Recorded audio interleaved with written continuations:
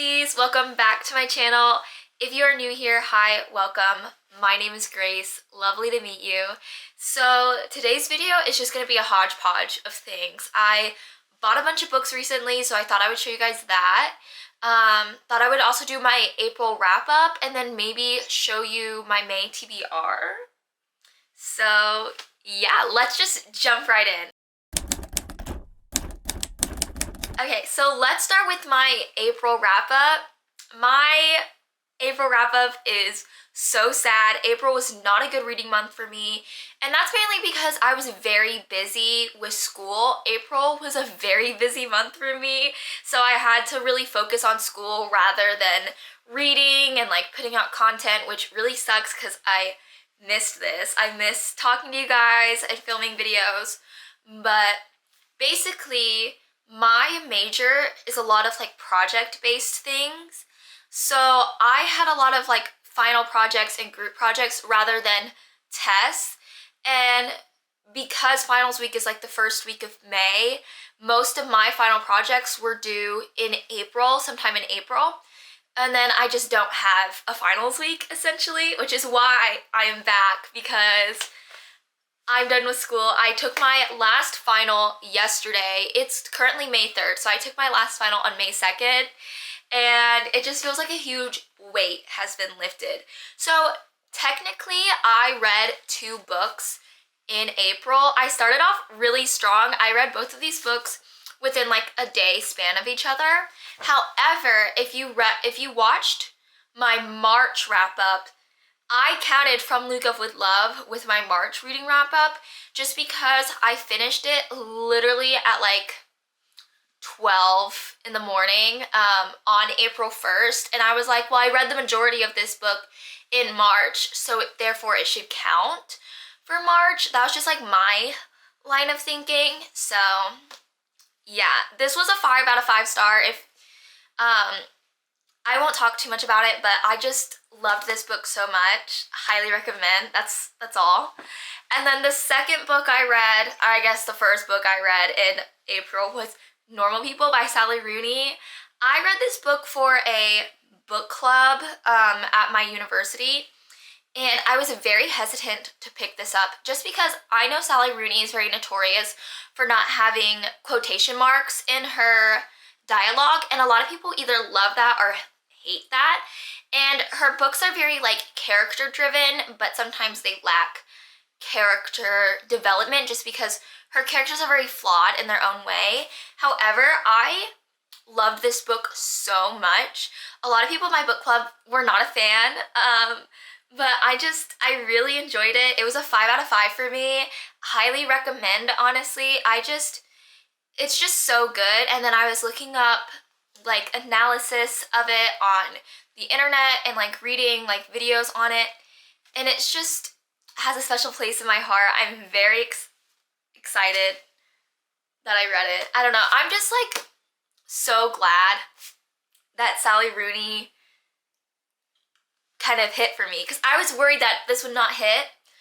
And I watched the Hulu, is it on Hulu? Yeah, it's on Hulu. I watched the Hulu series, and unpopular opinion, but I think the book is better than the TV show. A lot of people like the TV show more than the book, just because, again, Sally Rooney, she's so quirky and she doesn't have quotation marks, and some people just don't like her writing style and find her very like boring and mundane. However, I just like the book so much more because you get the characters, Marianne and Connell, you get their like inner thoughts or like what they're thinking, and some of the decisions that they make are very like brash and like weird almost. And in the series, like in the TV series, you don't get the reasoning behind some of their actions, and so it just comes off like very weird and odd. Like, for example, not like to spoil anything, but Connell, he jumps out of his seat when Marianne asks him something because he has a realization about how toxic, I guess, their relationship is, or how uneven the power of relationship they have. And in the book, you understand why he jumps out of his seat, because he doesn't feel comfortable with the fact that he has so much power over Marianne. Whereas in the TV show, it literally just shows him like bolting out of his seat. And it's just so weird. Like that just didn't like read well for me. So yeah, highly recommend this book. I think if you want to get into Sally Rooney, Normal People would be a good start, just because this was my first Sally Rooney book and I really enjoyed it. It has a lot of like romance in it, but if you are a fan of romance, it's also very literary fiction, coming of age. Someone described this as a coming of age, and I really agree with that. The romance is very little, but I still really enjoyed that aspect of the book. So since my monthly wrap-up was very sad and puny, I thought I would show you guys all the books I bought. There are a lot. I posted one of my Amazon packages and people were like, oh my gosh, how many books did you buy? And we're going crazy. I think I got like 1,000 views on that Instagram story because so many people were like, what the actual heck? But the reasoning why I did this, why I went ham, was because one, I did very well on all my final exams, or at least I felt like I did, and I did very well throughout the year with like homework and assignments and tests and stuff, so I wanted to reward myself. Two, summer is kind of the time of the year where I feel like I read the most, just because I have more free time. I'm not in school full time. And so yeah, like last summer I got back into reading because I've always liked to read, but last summer was kind of when I got back into it as a hobby for pleasure, and I read like 30 books within a span of, I want to say like 2 to 3 months. And so this is not unrealistic. Like I will read all of these books before the school year ends. Or school year begins, sorry. And the third reason was because book shopping is just so much fun. My physical TBR is kind of shrinking. I've been getting through most of the books that I've bought already. And so I need some more books. And it's just fun to book shop, okay? So I have 9 books total to show you guys. I bought 7 of them from Amazon, and then the other 2 are from independent bookstores in my town. So the first book I got was Beautiful World, Where Are You by Sally Rooney. I think this is just very explanatory why I bought this book, because I read Normal People last month. It was a 5-star read, and now I just want to read more of Sally Rooney's work because I just really enjoy her. I have no clue what this book is about.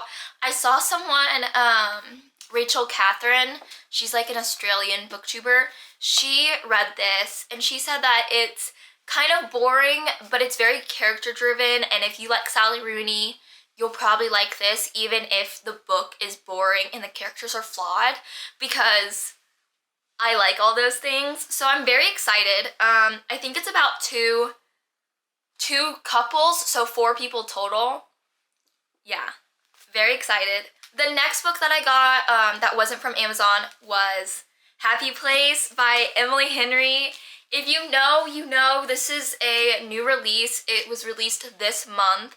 I swore to myself that I would not buy the hardcover, but then my Bookstagram, like my Instagram feed, or yeah, my Instagram was just blowing up with reviews raving about this book, and so I could not resist anymore. I was like, I don't care if it's in the hardback and it doesn't fit my other copies, like I need this book ASAP, okay? And did I overpay for this book? Yes, but it's a signed copy. Granted, it's not like actually signed, I think it's like a print on, but it's still cool nonetheless, and the cover is very pretty. It's like the only hardcover book I own at my apartment library, because I guess at my house I do have some hardbacks, but yeah, growing up I used to really like hardbacks, but now I just adore paperbacks. I love how floppy they are, but I just couldn't resist. I'll probably read this very soon. I'll probably read this month, because why not? Because I need to know what all the hype is about. Destiny Sidwell, one of my favorite booktubers, she said this beat beach read for her, and That is just wild. That is a wild accusation right there. So yeah. Now we're gonna get into like the Amazon portion of my book haul. The first book I got was Anna Jam by Kate Canterbury. I have been seeing this all over my Instagram for a while now. I feel like I did kind of miss the hype train, but just I couldn't justify buying books during the school year because I had so many books to read and I wasn't reading as fast. But I'm pretty sure this is Single Dad, I want to say, or no. Yeah, it's Single Dad, Small Town. I'm pretty sure Marriage of Convenience. The girl, she wants to inherit her family farm, I think, and she needs to be married in order to do so. And yeah, she strikes up a deal with someone from her small town and he ends up being a single dad. I don't know, I've just been hearing very good things about this. I like Marriage of Convenience tropes. I like small town. I haven't read a single dad trope, but we shall see. So the next book I got was Flawless by Elsie Silver. This is the first book in the Chestnut Springs series, which is a interconnected standalone series about cowboys, I think. I think each book focuses on a brother and then like one family friend. But yeah, and this has been raved about for a while now. I feel like I've been seeing it on my Instagram for months. I got the limited edition cover because the original covers are so gross for this series. I hate it when people are on the cover. It's just not a vibe. It's not for me. I'll pass. Thank you.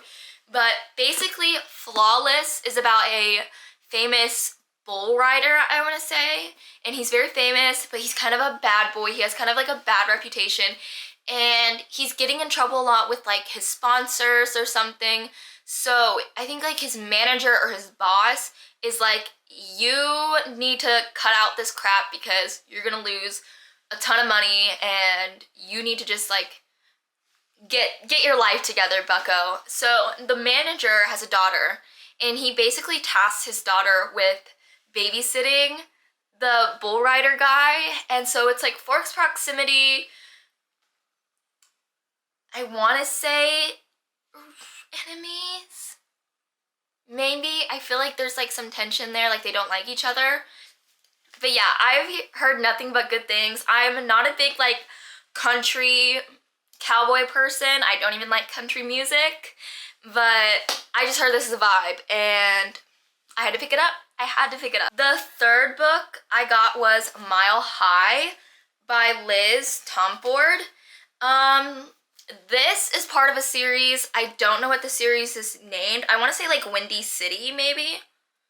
But it is a hockey romance, and if you know me, you know I love a good hockey romance. Basically, it's about a famous hockey player.